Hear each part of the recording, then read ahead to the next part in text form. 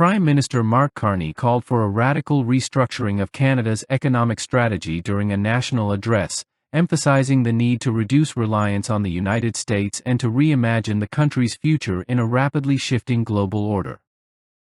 Our biggest challenge as a country is becoming the most urgent. Over the coming weeks, months, and years, we must fundamentally reimagine our economy. We will need to ensure that Canada can succeed in a drastically different world. The old relationship we had with the United States, based on deepening integration of our economies and tight security and military cooperation, is over. What exactly the United States does next is unclear. But what is clear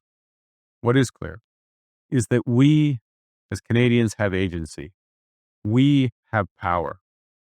We are masters in our own home. Nous sommes maîtres chez nous. We can control our destiny.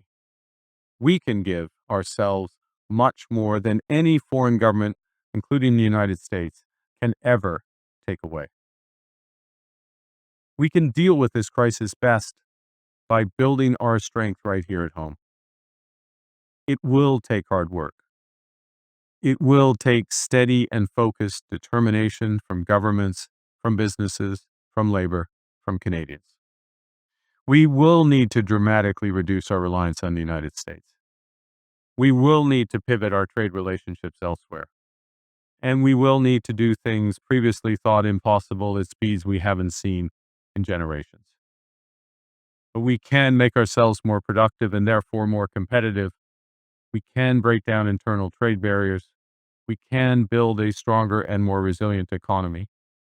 And that's what I'm squarely focused on as your Prime Minister.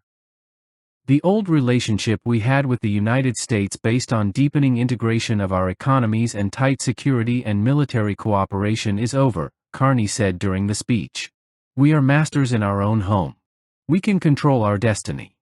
Carney's remarks come amid ongoing trade disputes and new U.S. tariffs that have strained bilateral ties. His statement also signaled a break from traditional North American security partnerships like NORAD, raising concerns from political and economic commentators. While Carney framed the move as a call to national empowerment, critics questioned both the practicality and timing. Economic analysts pointed out that over 75% of Canadian exports still go to the United States, suggesting a dramatic pivot may destabilize supply chains and labor markets.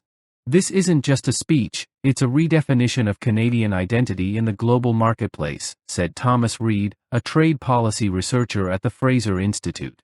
But it's also a gamble. The U.S. is not easily replaceable.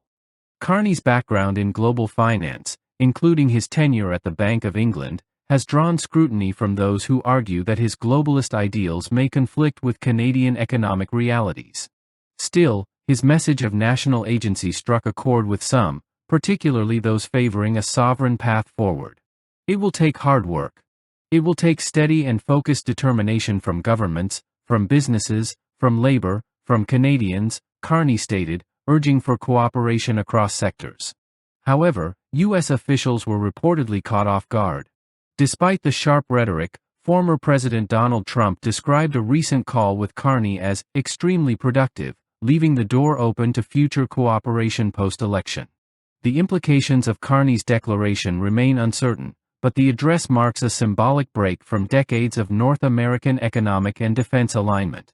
The challenge ahead lies not only in reshaping policy but in proving whether Canada can sustain its ambitions without its primary ally.